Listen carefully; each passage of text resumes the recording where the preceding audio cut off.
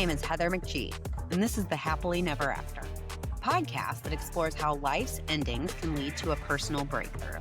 Because sometimes the end is just the beginning.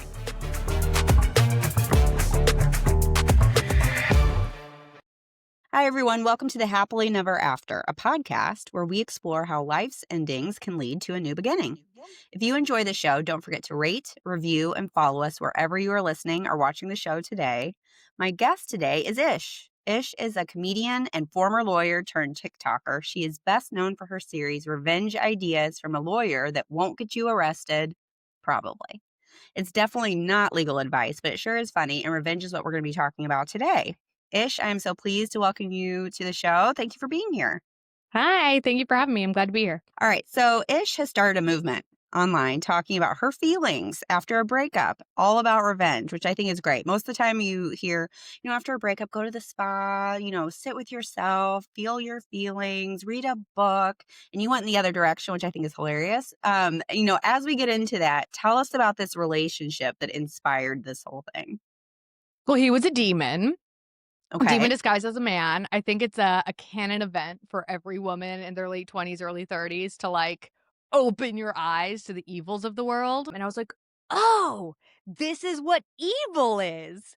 This is a fundamentally horrible person broken from the inside out who's taking it out on me. What I didn't realize at the time, but very quickly discovered as soon as I was out of it, was a very emotionally abusive relationship with a narcissist who, was so great in the beginning, was my best friend, was so nice. And then anytime I stepped out of line, just relentlessly punished me. So I would be more perfect and people please and do better. And the whole time just picking away at my self-esteem. If you look at pictures of me from the beginning to the middle to the end, you just watch the light leave my eyes, and it's very spooky. So at the very end, I tried to break up with him because he did some really fucked up shit. And I was like, I cannot do this anymore. And he was very mad because narcissists don't like to be alone. And he didn't have what they call a new supply set up. So when I broke up with him, he said, I reject this dramatic display of emotion like a psycho. And then gaslit me into thinking that this is what I always do, is I have big emotions and then come to my senses later. Basically, it would be miserable and I would leave. And then narcissists are very chemically addicting. So I'd go through these brutal withdrawals where it felt like I was dying and I physically couldn't handle it. So I would go back to him. And then every time I would leave, he would be like, take your time. You mean so much to me. I'll always be here. I would ask him to block me on social media because I knew I couldn't do it. And he would always be like, how am I going to get a hold of you when you decide you want to talk to me again? And then after all that, it got to the point where I was like, I'm going to go crazy if I keep doing this. And so I was like, I need a break. I can't do this anymore. And at that point, he was seeing somebody else. And he was like, okay, hope you feel better soon. Bye. And then blocked me and I never heard from him again. Good. And it was, sure. It was so devastating, so emotionally crippling. And to unpack everything that happened and then slowly, because people throw around the term narcissist. So to actually know and to be researching what he had done to me, because one of the stages of recovering from narcissistic abuse is research. And so I would just spend hours reading about narcissists. And it's if you've dated one, you've dated them all. And it was just I felt like I was in psychosis because the person I dated wasn't real. Right. That person didn't exist. And to just see all the damage he had done, at one point, he started tormenting me about my weight to the point where I was Googling liposuction, and I told him he would be proud of me. And his response was, oh, that won't work for you. It's good for spot treatment, not overall weight loss. You should try Ozempic. And then I did. Okay, I have so many questions. Yeah. I'm going to stop you right here because I have so many questions. Yes, please. One, here's the thing that makes me legitimately sad. We're here, we're going to have a good time today, but also there are things oh my God, because what you're talking about, I think happens a lot. It happens all the time. And I feel I know for me, I've talked to so many women that they get into this cycle of they know they're in something that's not good, but they break up with them, they go back, they break up with them, they go back, they break up with them, they go back. I mean, it's so clear to everyone. And I kind of think they know too about what a terrible relationship it is Why do you think women do that? Well, like, they say that, like, you're people, like, casually say, like, you're addicted to the chaos or, like, you're addicted to the highs and lows without understanding, like, it is an addiction. Like, I don't know how else to describe it. Like, I remember when I was dating this man, I was like, "He is the best drug I've ever tried." The high that I felt around him, like, the serenity when he was nice to me, when I behaved well, when he was kind to me, felt better than anything I had ever felt. And when he was horrible to me, I would do anything to get that good feeling back, just like a drug addict, despite all the negative consequences. And, like, just like a heroin addict, like, when I was in withdrawal, it was so fucking painful that even though I knew he was the cause of my misery, I would do anything to get back to him because I just needed relief. And at that point, like, when you're in an abusive situation, they isolate you from your friends and family and, like, make you so dependent on them that they're the only one you can go to for comfort. And he, like, melted my brain into goo and convinced me I was dumb, I was incapable of making decisions on my own. Like, I would ask he made every decision for me, not because he was controlling, but, like, because I convinced myself that, like, I couldn't make good decisions. So, like, anything he told me about me, I believed it. So, like, I just think, like, when you're in those situations, what people can't understand and what I can't even understand about myself looking back is how fucking warped my mind was, how fundamentally broken and it's so subtle, like, have you heard the thing about the frog in the pot of boiling water? Yeah. Yep. Yeah. So it happens so slowly and gradually, you don't see it coming, and then you're unrecognizable to anyone to and yourself. You don't have any friends or family who are close to you because 'cause you've cut them all off or they've, like, abandoned you or they're just distant, and you're chemically addicted to this person, and it's just like, you're lost, you're confused, you're broken, your brain doesn't work, and all you feel is pain, and all you want is for it to stop. And you are convinced that your worth is up to their opinion, is another part of it. How do you think you got yourself into this relationship in the first place? That is a very easy question to answer. A predator knows how to spot prey. And I was easy pickings. I was lonely.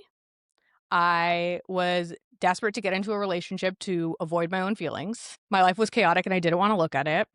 I was also drinking a lot and abusing a lot of Adderall. I am sober now.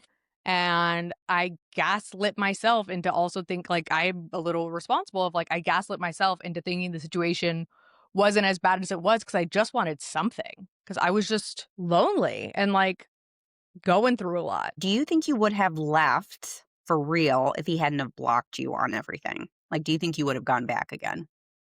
So, like, thankfully, and I mean, tragically, like, the thing with narcissists is, like, part of the narcissistic cycle of abuse is inevitably, like, the discard. Like, so once you get to the point where, like, you are more trouble than you're worth, where he's broken you so much that you're, like, now annoying and a bummer, once he has a replacement lined up, a new supply, as they call it, he will brutally dump you in the garbage. I didn't leave. Like, I think I need to make that Yeah. very clear. I didn't leave. He would block me here, and then I would reach about here, and he would block me there. He blocked my phone number. It's because I was already blocked and everything else, but the bigger point is, like, he already had a replacement. So, unlike all of the other times where he was like, "I'm always here for you. Take as much time as you need."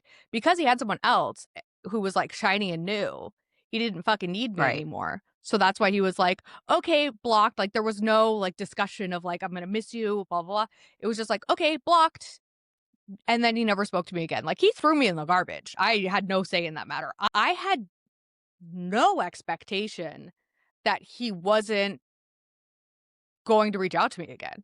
I mean, it was devastatingly painful, and I was like, "I need to stop because this is because it was also towards the end, like, as he had found a replacement, like because he, like, found another girl, but he hadn't locked it in yet, but he was getting Yeah. meaner and meaner and meaner. And I was like, I'm, like, losing my breath thinking about it, and I was like, "I can't do this anymore." But yeah, I didn't leave, like, point blank, didn't leave. He threw me in the garbage because that's what narcissists do, and so I'm grateful I ended up with a narcissist and not a normally abusive person. Because yeah, I might still be there. Now, narcissism, like you were saying before, it's a word we hear all the time these days. What does that word mean to you?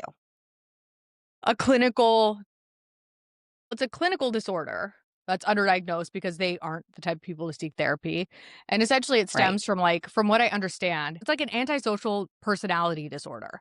and it stems from a maladaptive coping mechanism in your youth.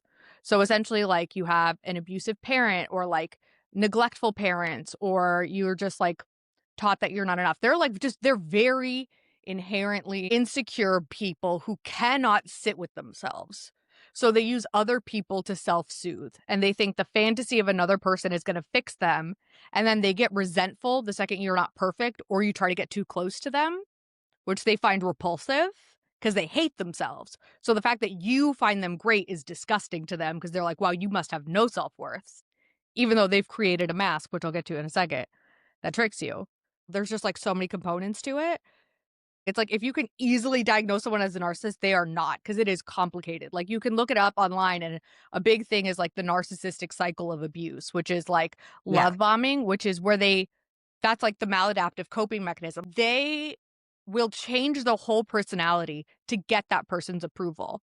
And then that works over time. So that's why with a narcissist, everyone except the girl they're dating or their supply thinks they're amazing, because they're a different person to every person, and they're the exact person that person wants to see. If we're talking about like, grandiose narcissists, like there are different Yeah, types. because there's different kinds. Yeah. Yeah, covert, malignant, but this is like grandiose narcissists. And so the love bombing stage is they idealize you and think you are perfect and you are the solution to all of their problems. And then it's like, once you aren't perfect, once you shatter that fantasy, then they punish you relentlessly until you start to behave better, and then they'll be kind to you again and give you a little bit of love bombing. And it just sort of repeats until the discard comes, right? Easy to identify traits of narcissism are like, I mean, I think the easiest one to identify is they always ruin important events.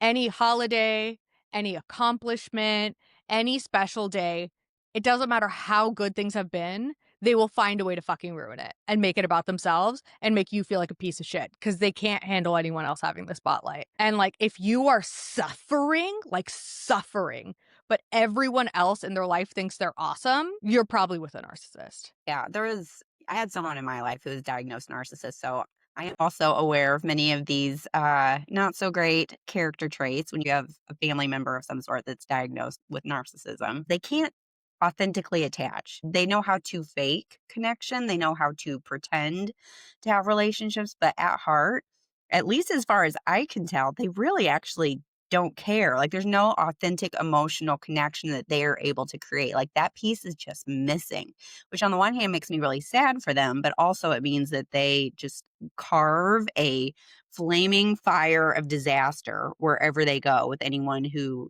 is a daughter or a son or in a relationship with them. They just are they create so much disaster in the lives of the people that are unfortunate enough to come into their path.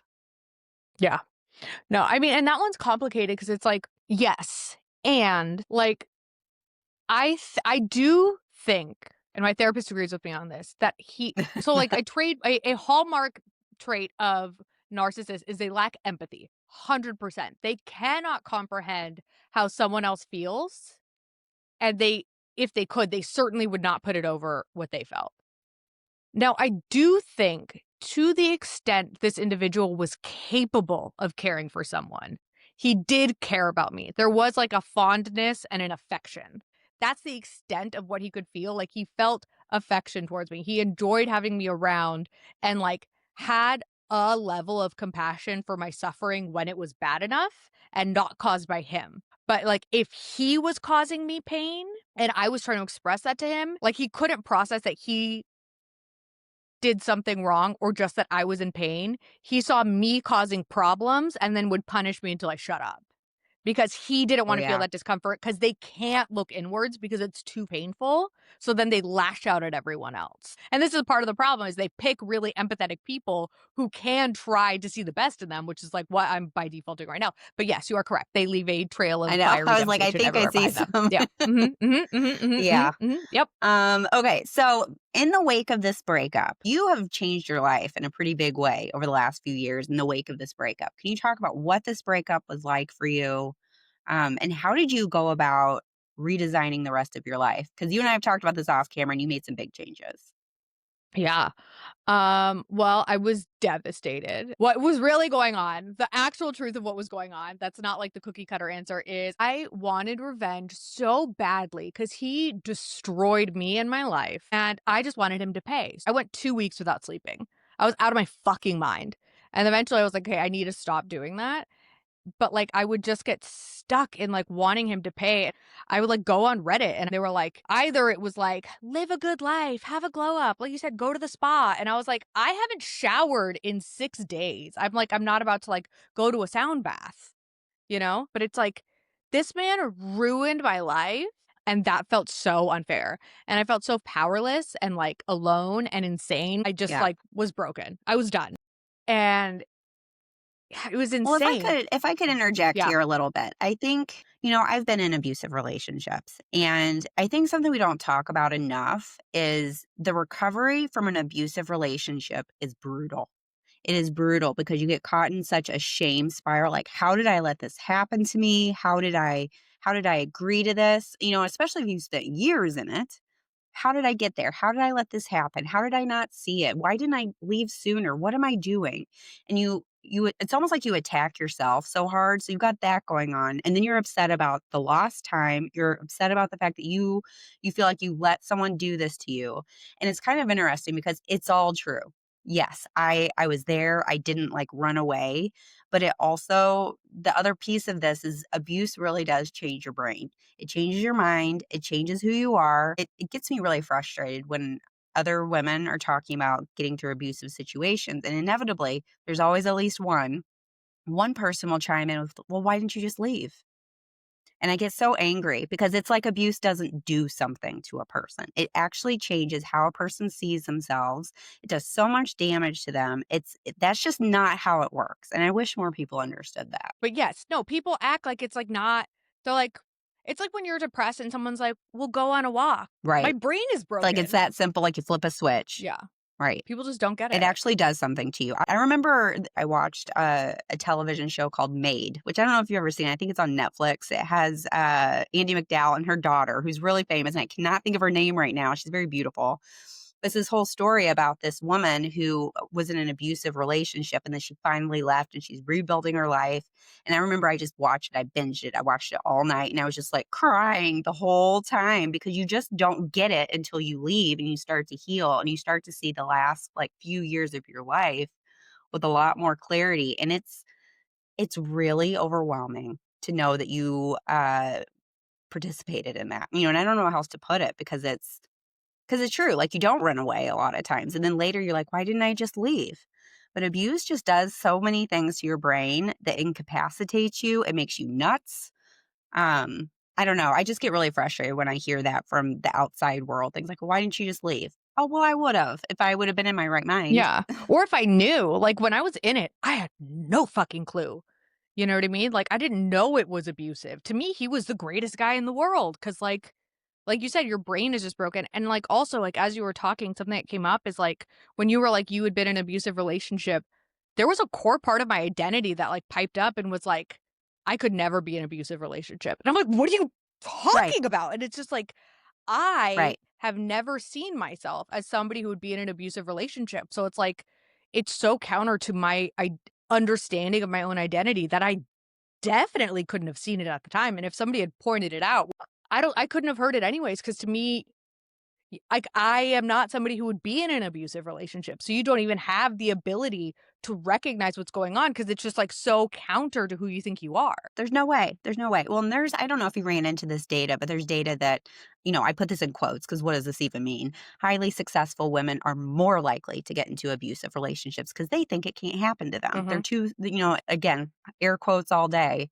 They think it just couldn't happen to them. It's not possible. They wouldn't allow that to happen to them. Yet it is more likely to happen to them because they're so clueless in that Okay, area. here's my take. Like, I love how they came to the correct conclusion and their reasoning is so ass backwards. No, what happens is they're like, "Let me humble her. Yeah. Let me set her straight and show her who she really is." Another component is they have no internal self-worth. So they see a girl like that and they're like, "If I can get that, then I'm worth something." And then they get with her and then feel emasculated and resent her and then punish her and torture her and then bring her down to their level. I don't know that how much of this is conscious, but I think a lot of it, I think part of it is like there are some really malicious people who are like, if I can get that girl, then I'm worth something. And then they get really insecure and then they punish her relentlessly. I think that they're just shinier objects. Do you know what I mean? Uh, Right. Yeah. or there are No, men who really hate that her is because she's very true. successful. Yeah, I mean, it definitely that falls in with the pattern of narcissism because it makes them feel good to be with someone who is, we'll put it this way, whatever they think, whatever their definition of successful looks like, Mhm. whether that's, I don't know, looks, job, career, personality, whatever, however they define Yeah. success. And then that makes them feel better about themselves, but they do not have the skill to have an actual relationship with that person, so it devolves into insanity. I will say, in the relationship I'm in, which is the healthiest one I've ever been in, it was really interesting. I remember I got some anxiety because we were about to have our first argument or disagreement, I should say. Doesn't happen often, but we've been dating for a few months. I'm like, oh, we got to have like kind of a serious talk. And I had so much anxiety about it. And I pushed it off for so long. And then finally I brought it up. And then we just had a conversation. He was like, yeah, I can see why you would feel that way. Let's try to do it differently. And I was like, what? Like, I couldn't believe that I could have a conversation with someone where he didn't call me names, he didn't yell at me, he validated my feelings, and we only had that conversation once. We didn't have to have that conversation 50 times where nothing ever changes. And it blew my mind. Where's your therapist and how do I get her phone number? Because how did you get there? Like, that's that's crazy to me. Like, I yeah. know. Well, I'm in my mid 40s, and for me to say that it took me this long to find a relationship that what you're describing, because it is so. I think it's pretty common. Like every woman I know that's dating has at least one of these stories, at least one, Yeah. which is really sad. Like I said, it's a And women canon do it too. I event. don't want to say I don't want to sound like well, and I don't want to sound like we're man bashing either, because women do this too, for sure. I think we're just when you're a woman who dates men, you tend to get more of these stories than the other kind. Yeah. And So I that's we're want to talking say, about from like, our perspective and our experiences. yeah. So it's like we're not talking about men because we are man bashing and hating. We're saying that like this is a dangerous, traumatic, awful thing that we went through, and we can only speak to the female experience, but it is real trauma that a lot of us has been through, and we're all collectively so fucking scared. Anyway, sorry, I just had to get that Well, out there. in news that may surprise everyone, I actually have men who listen to this podcast, which usually these things are very female led. We've got quite a few men, so that's pretty good. Okay, so I have a question for you. So, going into the major theme of today, revenge. So, I think all of us have felt that way. All of us have been hurt or been through a bad experience where we definitely have those feelings. It's like, I don't know how you put it, maybe the shadow side that we all have, where maybe it's not that side that wants to rise above. It's not that side that, is like, there's this phrase, break up with grace, go with grace. And I really appreciate people that are good at that. I have never been I can go in silence. Like I can go and drop the hammer and just like leave, but I've never been good at the go with grace, wishing well. Then there's an even other side that's where you have the feelings of revenge, where you are upset about what happened to you, and you do get stuck there for a while. However, I don't know if just ignoring those feelings is the way through it. How did you, with what you were doing online, how did embracing those ideas of revenge, whether you did them or not, how did that help you process? I mean, it was so cathartic because, like, I mean, I've gone with grace in breakups, you know? I've never been a vengeful person. If anything, for like months afterwards, I'm just crying that I wasn't nicer to them. Despite my internet personality, I'm a very kind, gentle, sensitive, loving, delicate flower of a human being. This series, like, I'm convinced was divinely inspired because it's like I just heard a little voice in my head that was like, make this a TikTok series. And I had never really posted on TikTok. I had no internet presence before this whatsoever beyond like my personal Instagram. And so eventually like I worked up the courage to do it and it was so cathartic and like one to get the ideas out there, but more so like the number of women who identified with exactly what I was going through because I felt so alone to like go online and I'm like, oh, I'm the only one who can't handle a breakup with grace. And to know that there were so many other women who in my comments would tell a story or like message me and I'd be like, was he a narcissist? And I'll be like, yeah. Cause it's like it just made me realize we've all been through this. I thought I was the only one. Yeah. And like for women to be like, there was one woman who sent me like stitched one of my videos and she was talking about how she was weeping all day for days. And my video was the first time she laughed in like a week. And, like, that made me feel so powerless because I felt so powerless. Like, it started off with, like, as Courtney Barnett says, like, take a broken heart and turn it into art, and then it just turned into, like, this beautiful, really healing project, which is confusing to a lot of people if you haven't been around since the beginning, but that's what it is. Well, and to explain to everyone too, what Ish does is she records these videos that are the short little videos that are like ideas for revenge. And quite often they are goofy, funny, highly creative. And it obviously probably won't get you arrested and it's not legal advice. But they're just different ideas for revenge. And they have been pretty popular and pretty funny. And I think it has hit a nerve because I think there's an aspect to this where we are not allowed to be angry Yeah, especially when as bad women. things happen to us. Yeah. And so it kind of what I think is interesting is I think the way you have framed it is with humor to a large degree. And so it's which I think a lot of times humor can give you passage through your anger. Like to me, those things work together very carefully. Cause like when I've been most angry, if I can find a way to inject some humor into it, that helps me get to the other side at some point when I'm ready. It takes time for everyone. But I think the way you do it is pretty funny. But yeah, most women you're not allowed to be mad. You are supposed to forgive, move on, let it go. I don't want to hear about it anymore. But the reality is the stuff sticks with us a lot longer than we want it to. Yeah. Women aren't allowed to be angry. I never let myself feel anger because it's bad. And, to just have these absurd ideas that are like, you're not crazy for feeling this mad. And it's funny to because doing revenge doesn't feel good. I can say that 100%. But to sit and imagine these really elaborate, absurd ideas is so satisfying and it's so much more cathartic than going out and acting on your lower self. Catharsis is such an important part of the human experience. And if you need to release, because if you don't release that anger, when you bottle up anger, it turns into despair. And you got to get that energy out. Yeah, I mean, I always tell people, say what you feel like you need to say. Don't, there are lines like I think I was talking to someone because she'd been really screwed over and she was struggling. She was like, part of me wants to send an email, to him saying how I feel, but the other part of me doesn't want him to know that I care. And I kind of sit to the side of, no other person is going to tell me who I am or how to act. And if I want to say something, I will say it. And I can't control how they're going to take it or what they're going to do with that. I can't control that part. But I do think there's value in saying what you need to say. And when I said to her, say it once, like don't become a stalker. But you do have you have the right to say what you need to say in a non-abusive way.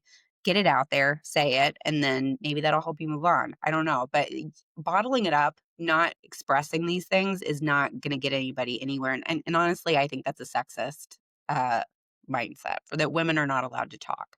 We're not allowed to say how someone's hurt us. We have to act like it doesn't bother us when the reality is the truth is much different from that. Yeah. We're supposed to be abused and not care. But to the point Yeah. of sending the email, I'm split on that because it's with this guy.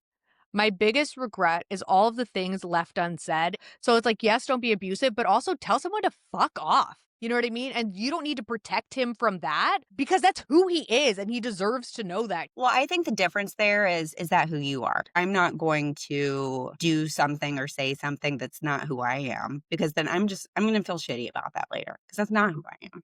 Well, so the thing is, And if they wanna act I'm like an asshole, they can go do that, but that's not me. the thing is, it's not me either, which is the confusing thing is I have ended everything with all of my exes on good terms. And that's what I mean. The things left unsaid, I didn't tell him to fuck off. I didn't say fuck you. I handled everything with love and light and grace. And looking back, I betrayed myself so often by swallowing my pain and my rage and my sorrow to handle something with grace, you know? How do you move on? I mean, time. For me, holding anger and hatred for someone at a certain point, it just pulls me apart. So how do you move through and process those feelings so that you can put it in your past? How do you do that? So the first part was just a lot of therapy, a lot of research to just understand what happened, a lot of work on forgiving myself for letting this happen to me and completely losing myself. And also, I just cried every day for 6 months. I just wept because there was so much, like, sorrow and heartbreak there on so many different levels, from, like, self-betrayal to, like, him hurt whatever. And then, the Revenge Idea series was a huge part of it, but so we went no contact January 28th, 2024, and then August 2024, at that point, I was, like, 2 months getting sober was also a huge part of it. I got sober, I quit my lawyer job, I started doing TikTok stuff full time and just, like, honored my truth more than I ever had. Like, after months of years of betraying myself, I just, like, honored the hell out of my truth and just fucking lived out loud and was, like at that point, I had nothing left to lose, and I was just, like, my most authentic self, but despite all of that, come August of that year, I was calling my sponsor and weeping because I was in so much pain, and I was like, "I can't carry this resentment anymore. It is eating me alive. It is poison in my chest. I can't handle this anymore." And so, I mean, this is not gonna work for everyone, but in, like, my recovery program, there's, like, a thing in the book that, like, it's called the resentment prayer, and every day for 2 weeks, you pray that the object of your resentment gets everything in life that you would want for yourself, and you, like, list them. So, like, I hope they feel safe in their body. I hope that they love themselves. I hope they are creatively fulfilled. I hope they live a life that they're proud of. Whatever. And it's a miserable experience, and for the first, like, however many days you don't believe it, but for some reason after the 2 weeks, it's different. And, like, I felt at the end of that 2 weeks, I felt different, and every time I do it, it works. I'm not poisoned by my hatred for him anymore. Why it works, I don't know, but it did, and that was how I worked through it, and that's not for everybody, but that's what worked for me. So you changed your life in a big way in only a year. You went through this breakup, you changed your career, you got sober. Those are some huge changes in your life, and they're moving in a positive direction. So what are some of the biggest lessons you learned through that? If you honor your authentic self and stop running from your feelings and trying to numb out, life will move and change things for you. I just showed up for myself. I don't know, like, I've always been a spiritual person, but, like, in the last year, I've just seen that, like, when you just show up and just honor who you really are and show up authentically and sit through uncomfortable feelings and, like, move through the flow of life and the tides coming in and out, like, life moves for you. It's like the ocean. If you keep swimming out, you know, you'll get thrown back with the waves as they come in and out, you'll get sucked out with it, and then eventually you get out to calmer waters, and then and then you're just floating and you just move along. So just show up, put in a tiny bit of effort, and, like, fucking cry. Let yourself cry. Feel the feelings, and, like, everything will be okay. Leap and the net will appear. If there's a thing you wanna fucking do, if you know the what and or even just the why, take the leap, start the job, quit the job, end the relationship, whatever. Just leap and the net will appear. And I've seen that over and over again this last year. Okay, so we talked about this too. This is a story that I think almost every woman has been through at least once, if not multiple times. Mm. What would you say to women who maybe they're listening to this and they are recognizing some things? Like, "Oh, hmm, maybe this is happening to me too. Maybe this is not where I should be, and I need to Mhm. find a way to get out." Like, what would you say to someone who is caught in that cycle like you were? So the practical advice I would say is, like, it's not your fault. Don't be ashamed of yourself because, like, shame and guilt and self-hatred are not motivators for growth. So beating yourself up, not gonna help. And don't be mean to my friend like that. The more woo-woo advice is you can get out now, and it'll be easier. But the universe is whispering to you right now, and it will get louder and louder and more aggressive until you finally decide to hear it. So you'll get out. It's just a matter of how much pain you want to go through first before it's truly unbearable and you have to leave. So don't stress out. You will go if that's the universe's plan for you. But if you want it to fucking hurt so much less, and you want to spend less money on therapy, leave in the next 3 months, please. Yeah. And this is so basic, but something I've started asking people is, "Do you like this person?" Like, do you actually like them as a person? And it is so basic and it's so kindergarten, but so often we get into these relationships, and I remember this hit me. At one point, someone asked me, like, "Do you even like this guy?" I'm like, "No, I don't." And they're like, "Then why are you with them?" Like, it really is that simple. And not everybody is in a position to leave, especially if you're married, if you don't have your own sources of income, but there are people out there that can help you leave. different organizations, and I'll link some of them in the show notes today, that can help you make a plan, that can help you leave. The whole idea that you've only got one life is real. So it's not worth it to spend years with someone who is hurting you on purpose in an abusive way. It's not worth it. You have to make a plan to leave somehow. Yeah. I think, like, as you were saying, do you like this person? I was obsessed with this person. So I would answer yes. But what I would say no is, do you think this person's a good person? And that I could have answered in the negative pretty easily. So maybe try, if you are like, yes, I do like him, ask if you think he's a good person, because probably he's not. And that's what I will contribute Yeah. to that. And don't think about it in terms of chemistry. Like, oh, but we have such good chemistry. Chemistry is bullshit. Don't account for that in your answer. Yeah. Oxytocin's a Chemistry is a drug. made up thing. Yeah. That's made up. That's Yeah. made up. So we're going to stop worrying about spark and chemistry. And also when people say connection, that is also bullshit a lot of the time. So just, is this a good person? Do they make me feel good? Do I like them? Ask yourself all of those very simple questions and just see what you think. See what you want to answer to that. Yeah. Yeah. Thank you so much for being here, sharing your story today. Where can people find you if they want to work with you or hear more from you? I am at What the Ish on Instagram and TikTok. If you want to work with me, it's just info.whattheish@gmail.com. Google What the Ish and you'll find me. Cool. And I will link all of this in the show notes to make it easy for all of y'all. There's going to be lots of links in the show notes today. So, go do some reading. Amazing. Thank you so much for being here. Thank you to everyone who is listening to the Happily Never After today, especially if you are on your own journey. And we hope you have a great week.